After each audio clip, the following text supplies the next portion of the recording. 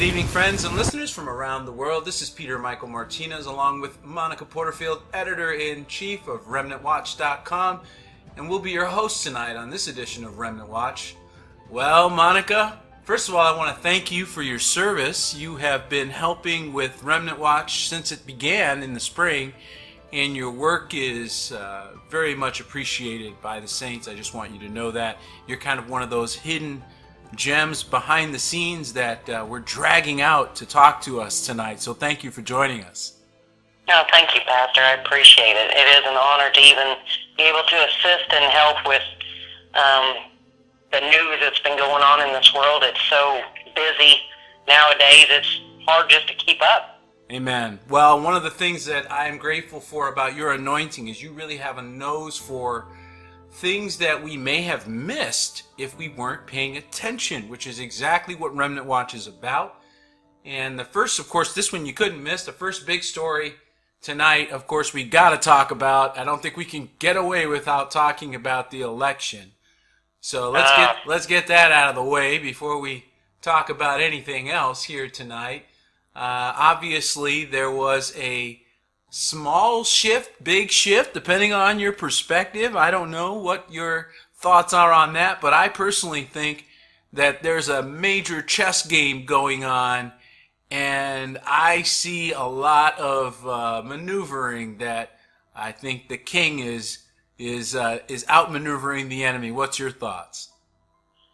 I agree. I think that with the Senate and the House, the latest that I had checked, as far as the Senate went, the 97 out of 100 seats have been declared, and 51% Republican, 44% Democratic, 2% going to the other. But as far as the House and the 418 seats out of the 435 being declared, and 222 of them going to the Democratic Party, it was close. I think it shot there. There were many people. I went out there and I listened out on social media to hear what people had to say. They were actually shocked that there wasn't that blue wave that they expected to see, but they had to swallow their pride with that, because they were happy that they at least got the Democratic vote for House as far as a majority was concerned.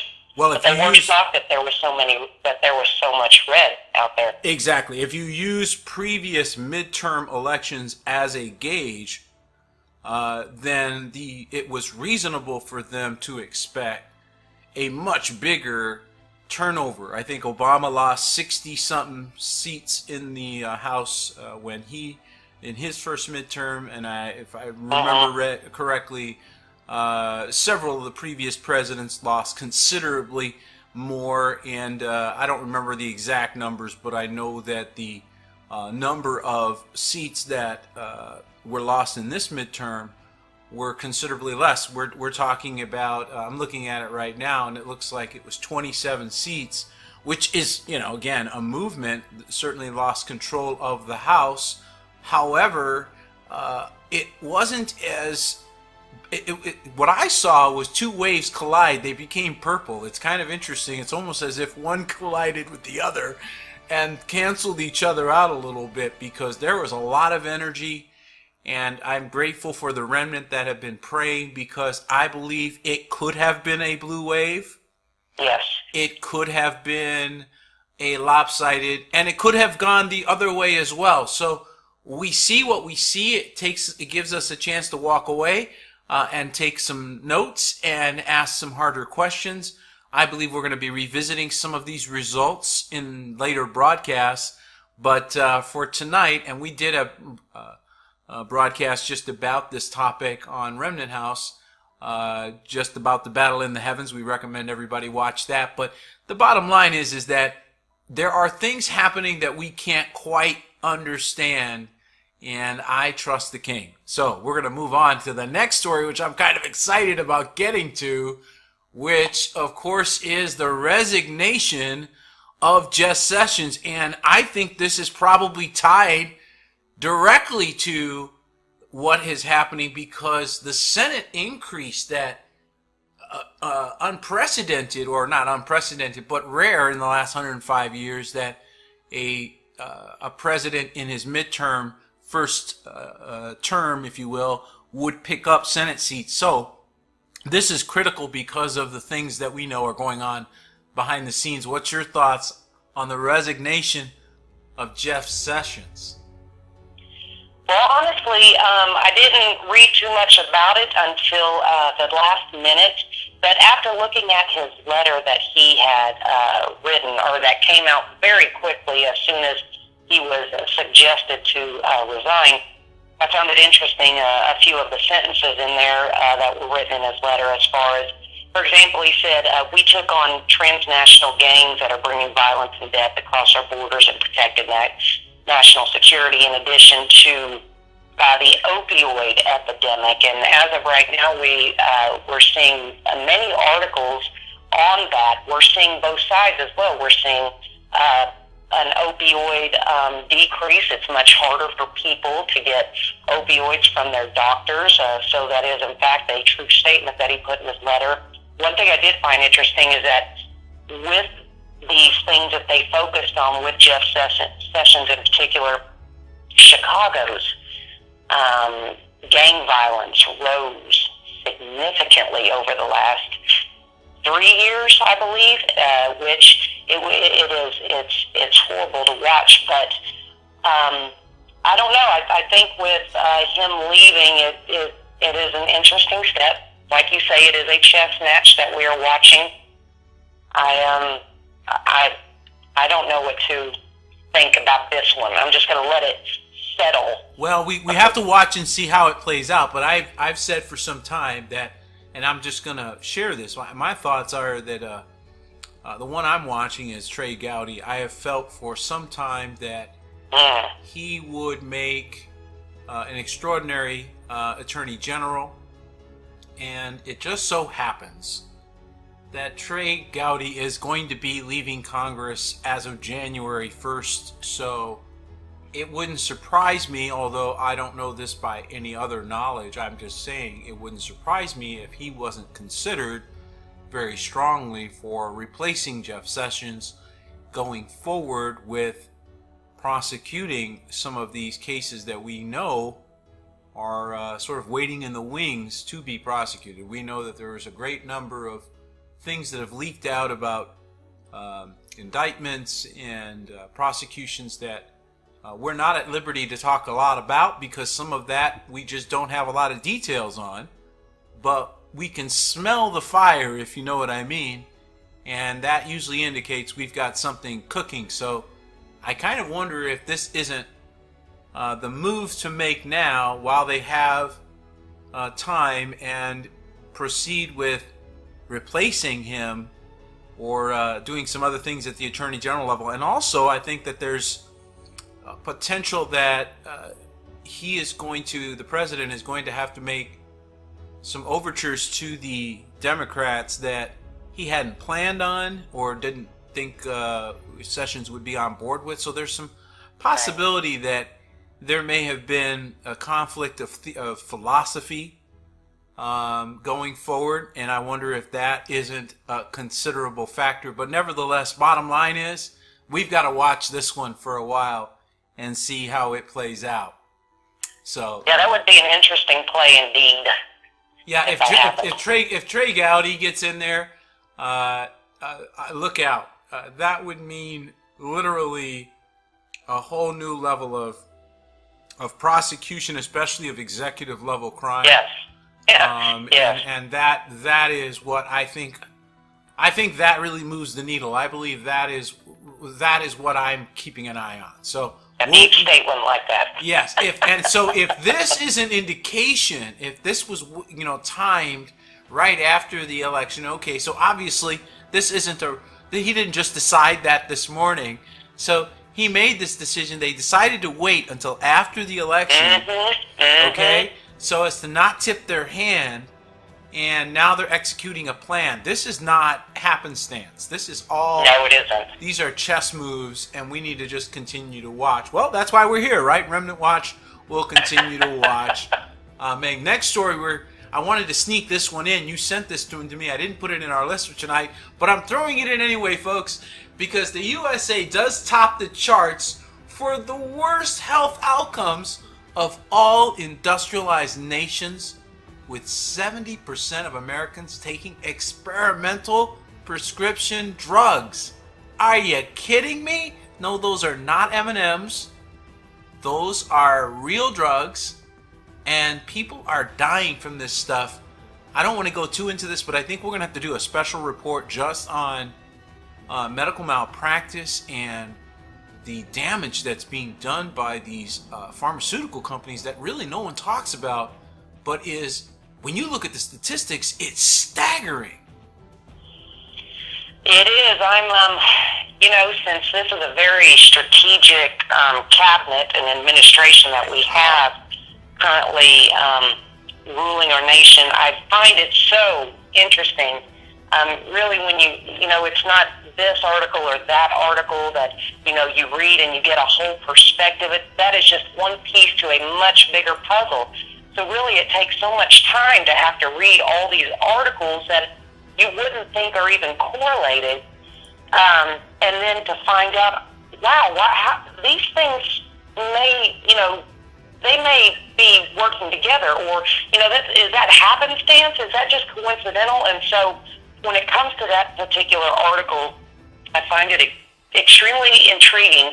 Also considering the fact, just in listening to President Trump speak today to the press, he had mentioned cheaper pharmaceutical drugs for our nation. Well, this is a real serious issue, and the bottom line is, here's a question asked right in the middle of this article: are hospitals in America even safe, and do prescription medications work at all? The statistics of errors and fatality are horrifying, and that's why I wanted to sneak this article in, because one of the things that we do here, folks, is we want to make sure, the reason why we do this is to keep you aware of things that otherwise would fly under the radar. So this, may not have made it into your news cycle because, after all, everybody's watching the election, and yet this information is important for us to know because we may be making decisions based on, what we think is going to be healthy, and it turns out it is disastrous for us. So just important for us to know about these things. Moving on. I'm sorry, did you have something else you wanted to add? I just wanted to say something else, just with light coming into the dark, and how Remnant is seeing this happen, play day by day, more and more light exposing the darkness. One thing that I think is especially important with regards to this article that you just mentioned and a few others regarding health is there is in the hospital realm, in the pharmaceutical world, that people are beginning to realize that you can't completely trust your doctor. You're your own body.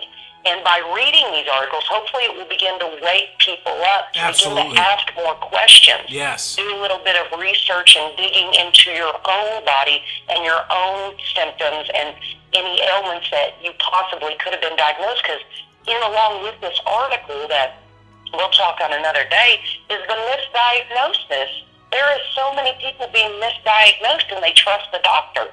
Exactly. And so we're going to do it. Well, no, they are qualified. They are professionals, but you also need to, it's okay to double check them. It's okay to do your own research and take that time.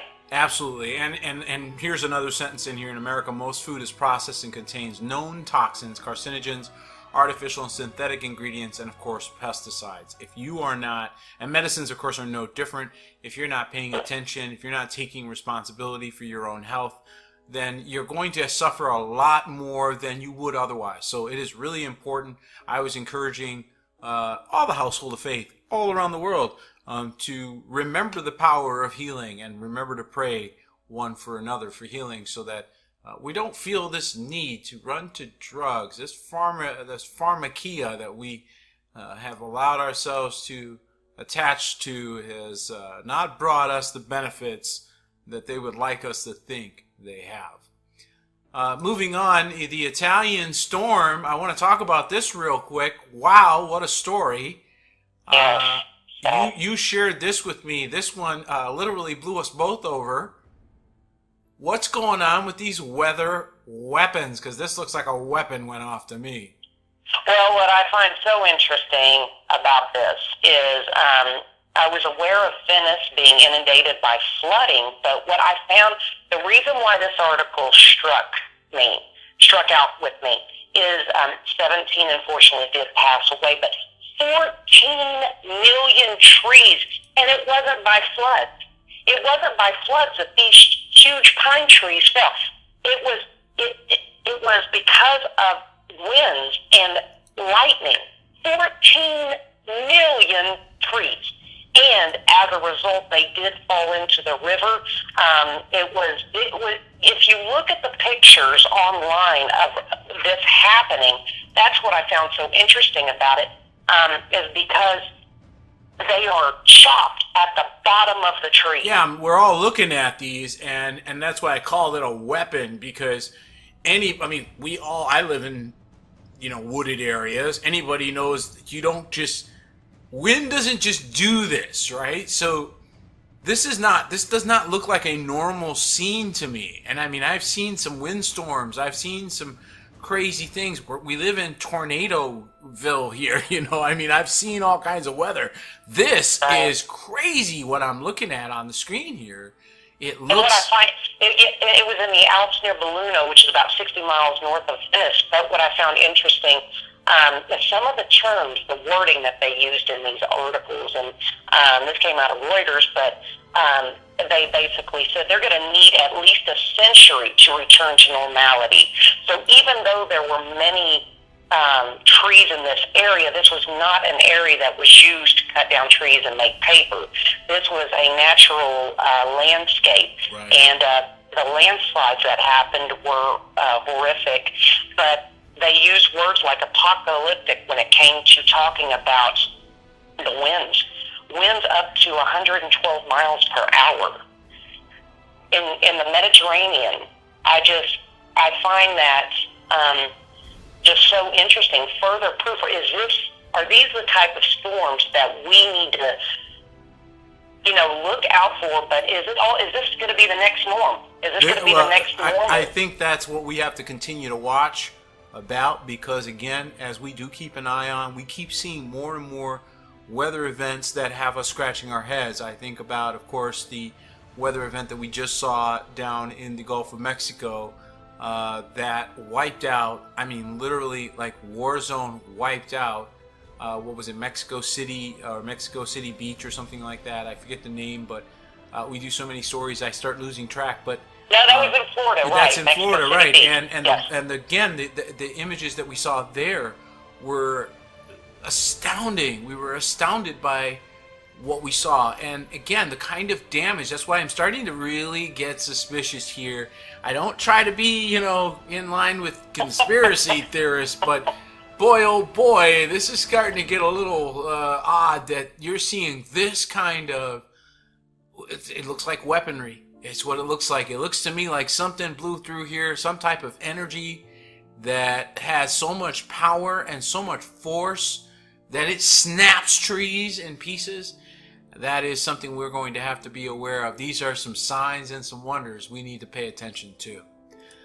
Moving on to the Middle East, just a little south of Milan there. And here we got 7 reasons the Middle East could be headed toward a war over water. You really think that could happen?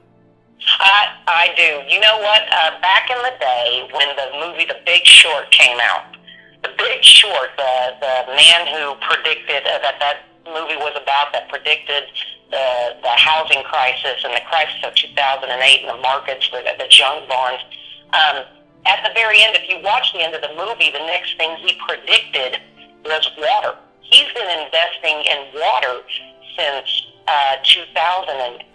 So I've been keeping up with the water industry, transportation of water desalination, our storms. The water that's being rained down isn't pure water anymore. There's chemical compounds in it that make it not as, where people can collect it in rainwater buckets. It's not. They've been testing the purity of it, and it's not. It has changed. So, keeping up with the Middle East, I am. This does not surprise me at all. the water sustainability. It was 30 years that Saudi Arabia, they did not like Iraq. They do not like doing trade with Iraq. All of a sudden, they're doing deals with Iraq in 2018. Why? Well, if you do a little bit digging, you'll see they're running out of water. They're running out of water. The Rockefellers sold their ExxonMobil, all their shares out of that and sold it off to Chinese corporations because it's not as important anymore. So now that that's happened, the Saudi Arabia is having to work with Iraq because Iraq is the go-between to Turkey, which is where the dams are for the Tigris and the Euphrates, I believe, and the water coming down, and Iraq is suffering shortages as well. So right. It is interesting. It's the droughts. I was pulling out this one statistic out of this article. Droughts kill more people than any other natural disaster. I don't know if I certainly didn't know that. I'm wondering if some of our listeners knew that. I didn't know that droughts were responsible for more deaths than other natural disasters. So water certainly is a big issue, and if it is in fact that is in fact the case, which we continue to hear some rhetoric about that. In fact, I remember a report where Iran was blaming Israel for its drought, and if you can convince a people group that somebody else is the reason for their ills in life, you again have another reason for war. So the question is, could these be reasons why they would go to war? And the answer is possibly. If they don't find solutions that prevent it, the Middle East could in fact be headed toward conflict over issues of water. Yes, and one of the points I found interesting in the article was what the Human Development Report forecasted. As far as they forecasted a 50% decline in water availability in Syria, not by the end of the century, but in 2025. We're going into 2019 now. So a 50% decline in water availability in Syria. Is it because they're doing a major industrialization in that country? No. No, it has to do with things that are happening that are completely earth-based. And while I agree there is climate change, I don't agree that the climate change is happening for the reasons that the United Nations and other government groups are saying it's happening. Well, no, and we're watching evidences of that. We'll be talking about that in future broadcasts because there's so many things that we see that don't make sense and are not natural. Let's just put it that way. I mean, correct. Case in point was the story we were just showing. So this water issue is not going away. Thankfully, we also know about some technology on the horizon that could make this kind of a moot point and can really provide solutions. So we do know there's good news on the horizon. Technology is coming to the forefront that can pull water right out of thin air. And yes. I know that, you know that, we've talked about that privately.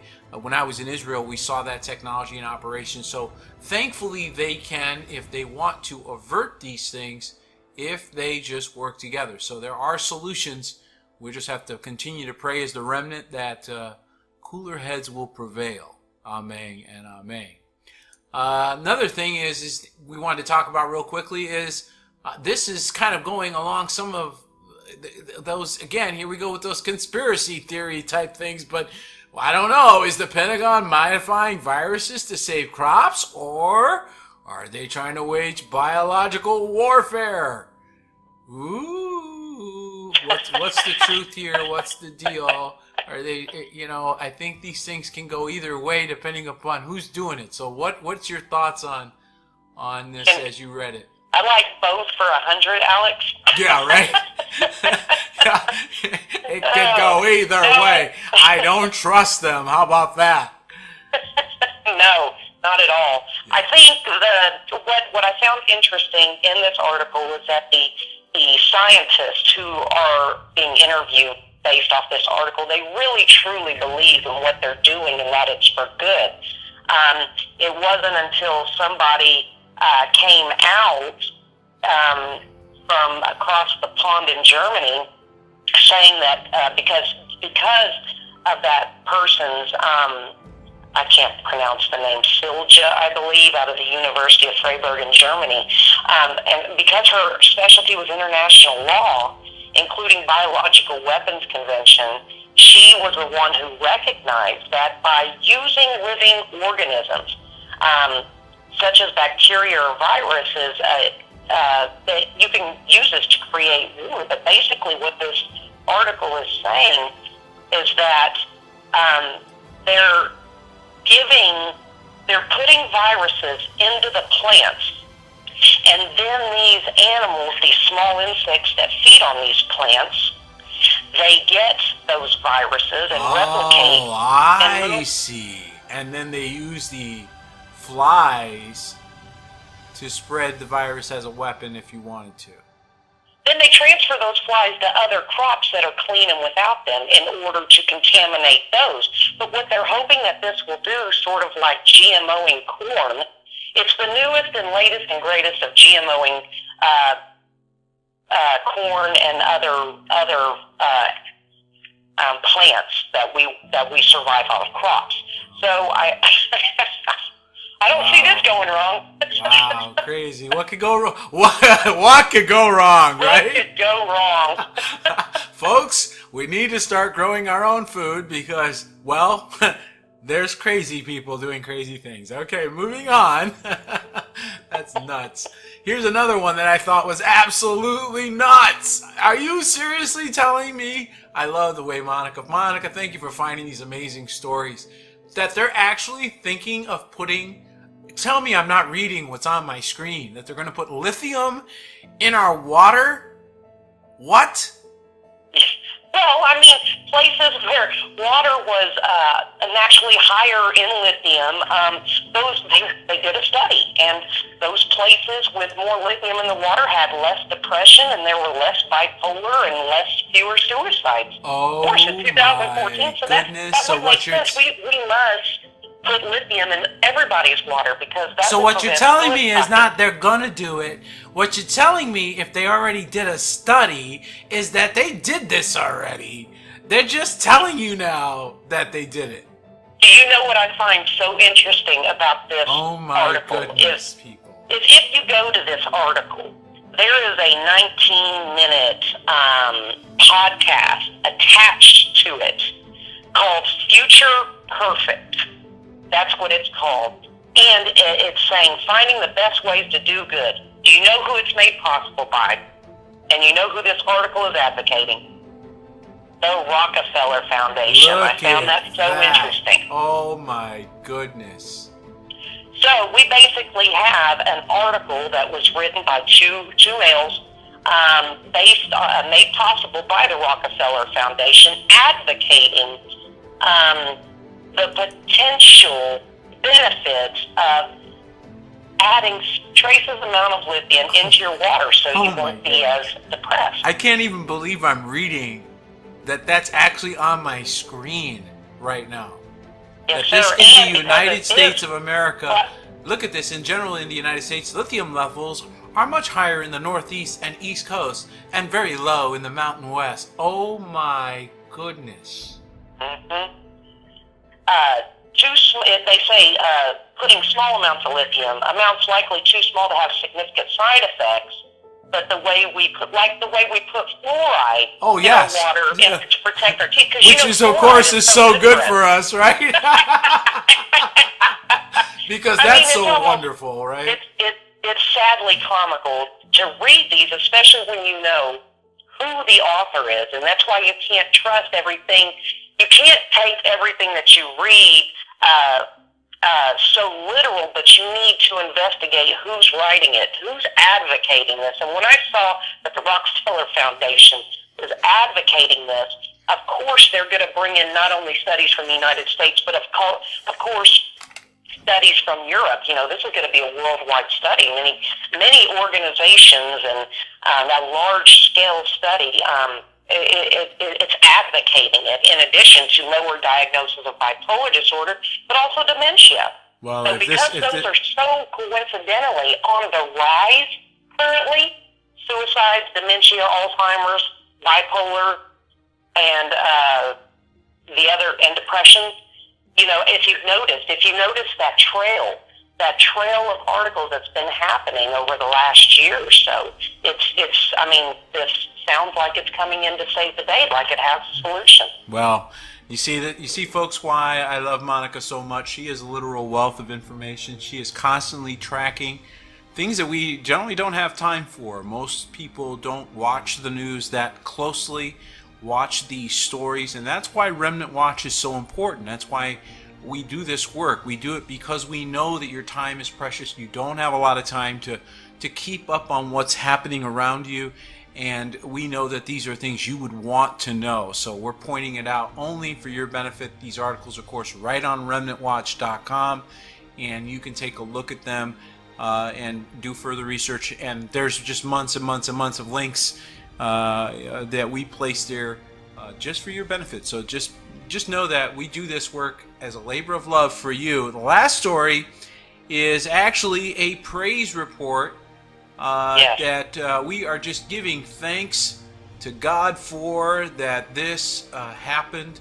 79 kidnapped Cameroon students were freed, says the church official that this article was written in Cameroon. 79 students kidnapped by an unidentified gunman from a school in Cameroon have been released, and 2 of the 3 staff members abducted with them are still being held, unfortunately. Yes. So we need to continue to pray for these staff members. In fact, Father, we just ask for these staff members to be released. We just pray for your grace, your mercy, and your love. We just pray that you would continue to intervene on behalf of believers around the world and to stamp out this persecution in Messiah's holy name. Amen and amen. Amen. It says the students were between 11 and 17. So we're really... And it was a Presbyterian school. Yes. This is an amazing praise report. It is, but what I wanted to emphasize to the family is how much we need to be praying for these areas of West Africa. There are so many Christians out there trying to just live their lives peaceably, and there are Islamic militant groups as well as forged government groups and separatists that are coming in and slaughtering people for no reason whatsoever. Because in their eyes, they're opposing their cause, and that includes teachers. They're killed for disobeying orders to keep schools closed. So it is impressed upon my heart how we need to be fighting on our knees in prayer for our brothers and sisters over there in Africa, because they are losing hope. And on Remnant Watch, we posted a few articles in the past couple of months about in Nigeria how they're being slaughtered, and it's just heartbreaking to hear. It is heartbreaking, and that is again why we continue to ask all of the remnant out there to keep our brothers and sisters in prayer, to keep an eye on Remnant Watch when there are stories about persecution. Monica is right. We do post these things on a regular basis as soon as they come across our desk, and we put them up so that you can quickly reference them and then pray for those needs, pray for these situations. We believe that our active intervention, the speed of our responses is affecting everything. And because we are aware, because we're no longer, science is even proving that observation changes matter. It's a fact. It's being proven that when what you observe, you essentially change. I believe that's part of how we shine our light, is be paying attention. By paying attention, enemies can't feel that sense of they're getting away with things. And I really believe it is bringing such a change to our world that is positive. Well, thank you so much for joining us. May I add just one more thing with this, Yes. Pastor? As far as the family and praying on this matter, these armed gangs, they're holding these kids for ransom, and this has happened multiple times. It's at least 700 children that this has happened to, and that they kidnap them and ask them for ransom. Well, this, as far as this story goes, thankfully the children will return, but now they have to close the school. So at least 100 schools have been driven students out, as well as teachers from the buildings, from their training grounds as a result of these armed gangs. So if we could continue to pray and intercede on their behalf, I believe we owe it to them. They need our prayer, and especially those who are have the Holy Spirit just impress upon their heart. Hopefully, we can do our part and pray and intercede on their behalf. Amen. Well, I just pray that all the remnant hear that and continue to pray for West Africa, South Africa. The entire continent is ablaze. Really, when you look around the world, there are a number of hot spots where you can see the battle is intensifying. It's manifesting in the natural. But we know that if we continue to pray, we can turn the tide. And so this wonderful testimony shows that we do have impact. Continue to pray. Continue to cry out and ask for help, and I believe He will send us help in time of need. Thank you so much for joining us tonight, folks. It's been a blessing to be with you. We look forward to being with you multiple times per week. We're looking at doing at least 5 reports per week so we can keep you abreast of what's going on in the world. Thank you so much for joining us. Thank you again, Monica, for your time and your service to the saints. You are a blessing, and we truly appreciate you. Amen. May God bless each and every one of you. We'll talk to you soon.